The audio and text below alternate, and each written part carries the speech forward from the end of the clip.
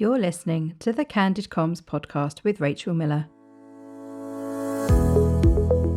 Tune in for practical advice and inspirational ideas to help you focus on all things internal communication related.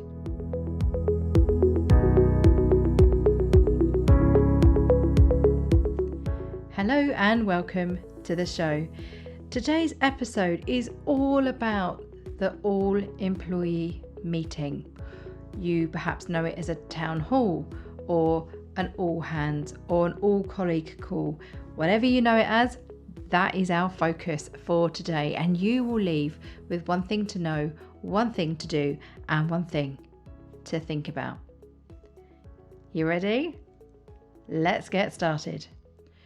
All employee meetings or town halls are part and parcel of internal communication inside many organisations.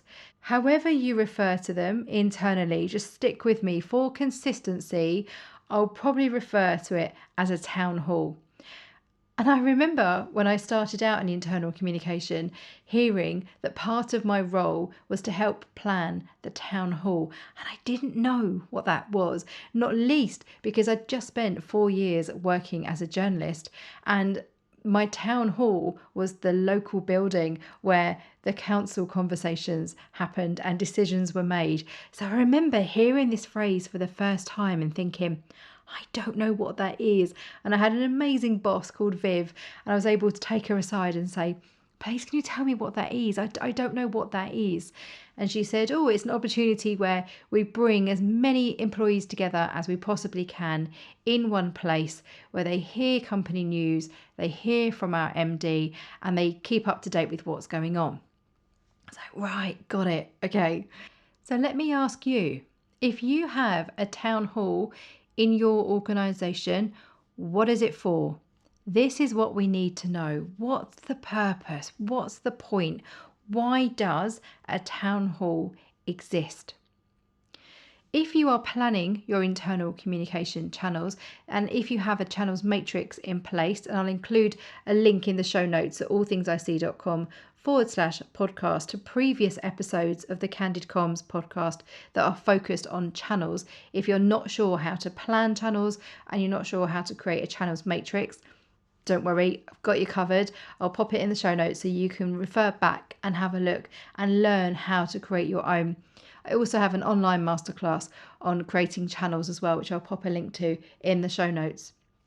But imagine you do have a town hall and it's part and parcel of your suite of channels inside your organisation. You need to know why it exists. So is your town hall the go-to place where people hear directly from your leaders? Great, that's part and parcel of your purpose. Or perhaps it's the only opportunity where your colleagues can ask your managers, your leaders, face to face, what's on their minds. They can ask them questions.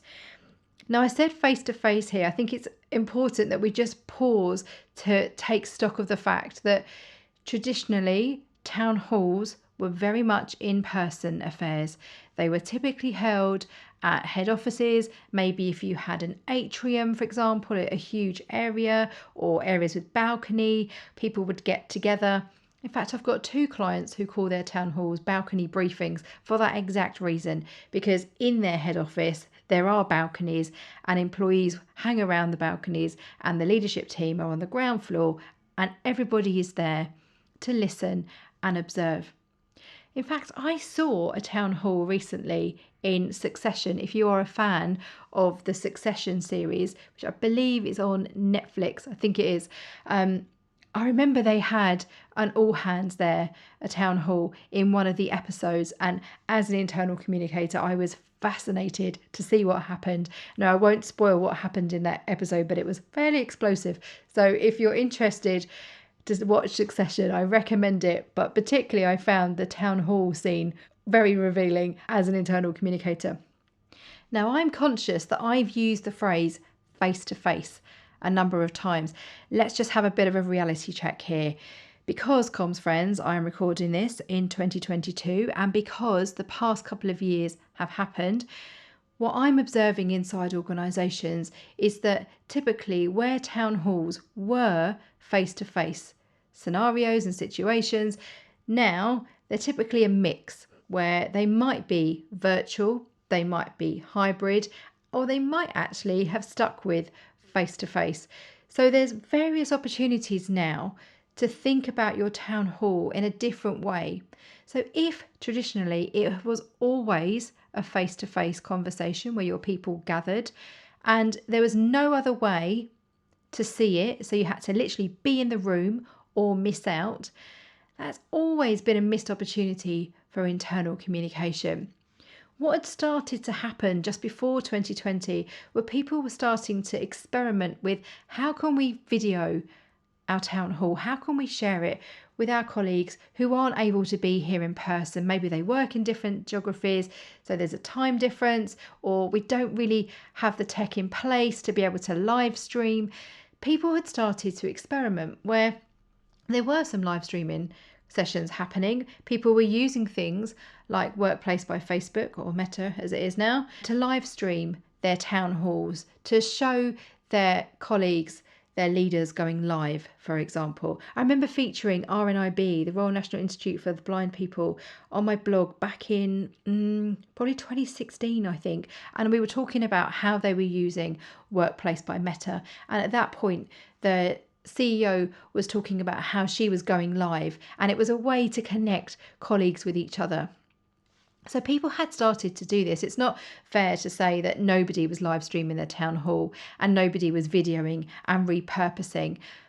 But that's such a brilliant thing to do nowadays. I think because the last couple of years have happened and we had to take a step back from our face-to-face activities when our people could not be together for safety reasons, then now one good thing perhaps out of the pandemic is that people are open to experimenting more with different technology and different ways of connecting people to bring them together to create a sense of belonging when we can't be all in the same room physically. What an incredible opportunity we now have, comms friends. So if you have a town hall, I'm curious whether it's changed over the years. It might be that it was face-to-face only, and then maybe you dabbled with a bit of live streaming, or maybe you've been recording the town hall and then maybe you've been stripping out the audio and turning it into a podcast.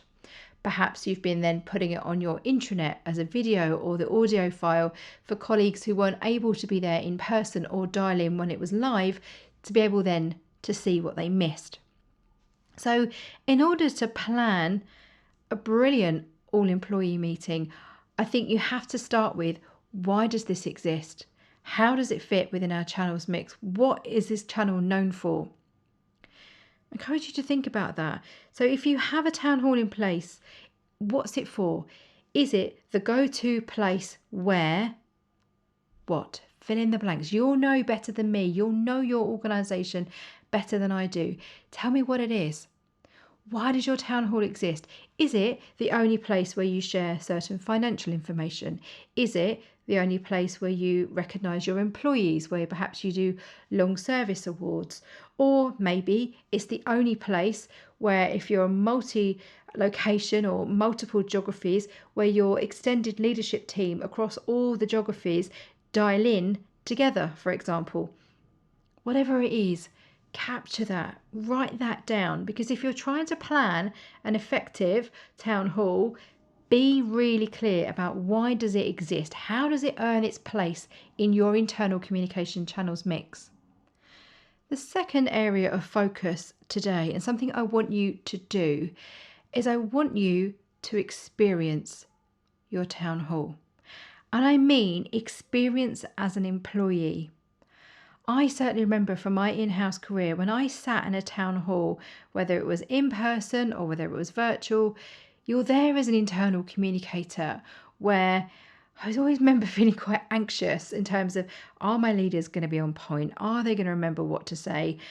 Do we have the right facts and figures from the finance team? Has anything changed that I'm not aware of? Is the audio going to work? Are the videos going to work? I mean, the list is endless, comms friends. You will have your own. And then we come to, is anybody going to ask questions?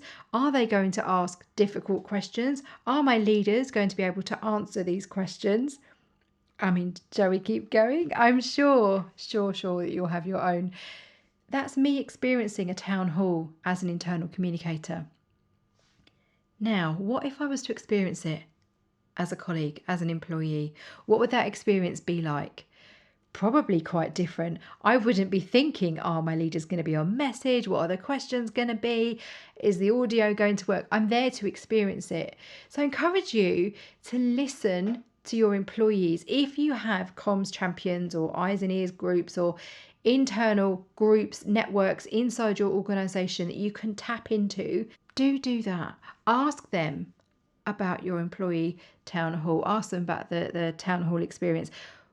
What do they think? What do they know it for? Why do they turn up? If they don't go to the town hall, why not? I encourage you to do a little bit of listening in terms of what's the experience like for them. So if we know what the purpose is, if we're really clear in our minds in terms of how this as a channel fits into our thinking when it comes to internal communication. So we've got a really clear vision of what a great town hall looks like. And I encourage you to do that. If you've not done that before, write that down. What does good look like?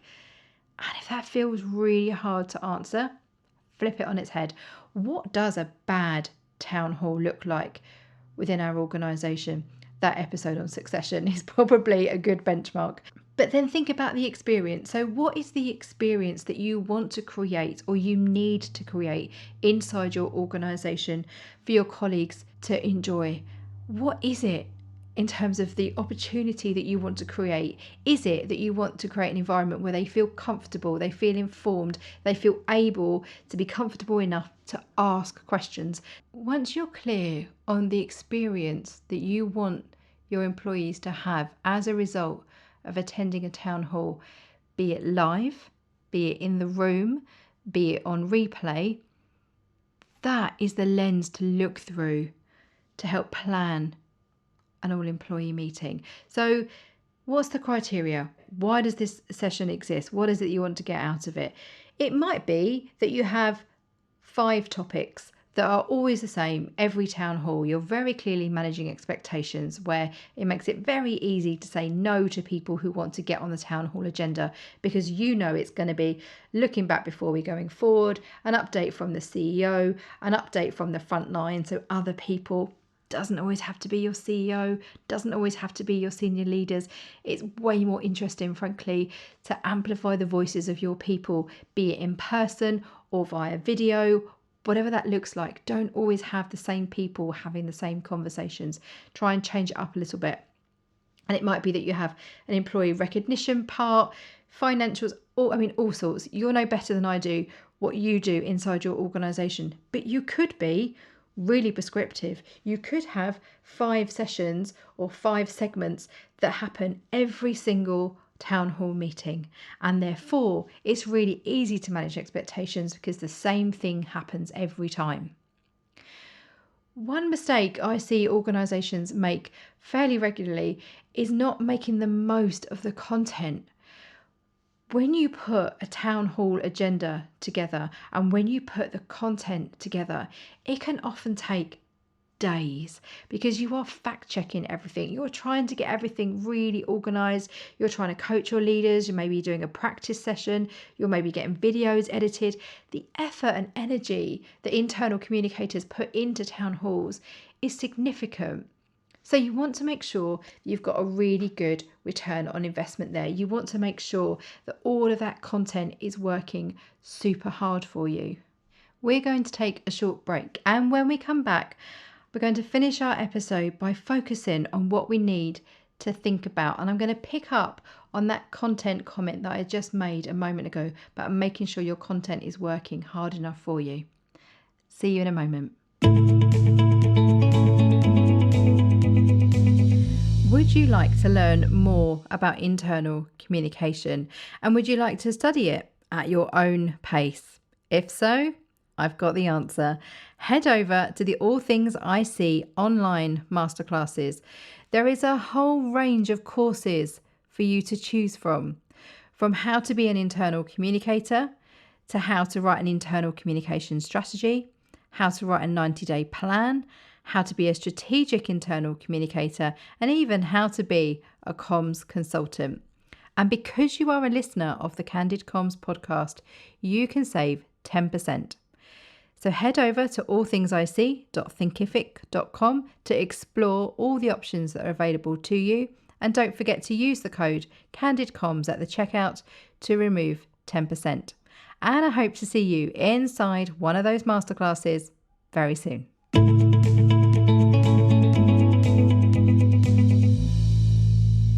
Welcome back. In the final part of today's episode, I'm going to share some thoughts with you on how you can repurpose and replay some of that content that you've really worked hard to create for your town hall. I wonder whether you create brand new content for every town hall. Imagine if you've pulled together a video that focuses on your charity efforts, perhaps. Maybe your colleagues have been raising money around the globe for a certain cause which is important to you as an organisation. Maybe you have a CSR, corporate social responsibility initiative, where your colleagues have been out and about raising money for charity. And maybe you've created a video of a fundraising day, perhaps, that you held across the globe. Now, putting that together requires some effort. So how can you repurpose that content? One of the ways I think you could repurpose the content is by reusing that video. And you could slice and dice it. You could cut it up a different way or edit it a different way. But you could use that content on things like your careers site, for example. That's a great window into your culture. This is who we are. This is what we do. This is what's important to us as an organisation. Because when you join an organisation, you're joining people. It's not a faceless entity. So I think it can be really valuable to have an insight into your employer brand, which is your reputation and promise as an employer. A video like that, I think, can be brilliant to highlight and showcase these sorts of people do these sorts of things inside our organisation. So why not consider whether you could put it on your recruitment website or your careers website? It could also be really valuable in terms of induction. So when people are joining the organisation, could you repurpose a video there? Could you do a montage that shows these are the sorts of activities that you could get involved with, for example? Think about your annual report. How could you showcase those stories at the end of the year? I love to keep this in mind. I have this conversation a lot with All Things IC's clients. Whenever I hear that they're doing something that I think is really valuable and really interesting, like putting together a montage of employee stories, I encourage them at the same time when they're creating it to think about how to record it for end of year. So if I was doing a video about an event that was happening, this charity event that was happening, I would encourage my clients to think about, while you've got a film crew in place, or while you're encouraging colleagues to film clips and send them in, then why don't you ask them to do an end of year message at the same time, or perhaps do a call to action to say, sign up for next year's event. Then when the end of the year rolls round, you've already got footage that you can reuse and repurpose, or you've already got footage in place when next year's event rolls round in 12 months' time. Trust me, your future self will thank you that you have footage showing colleagues from last year's event saying, we're having such a great time today, why don't you consider signing up for next year's scheme? Gold dust, your future selves will thank you. So think about, when you're creating content for town halls, whatever it might be, how can you repurpose that content? How can you reshape it, and how can you mold it to help you plan other channels, particularly an annual report or an end of year report or quarterly reports? These sorts of things rely on this type of content and stories that we typically put in a town hall.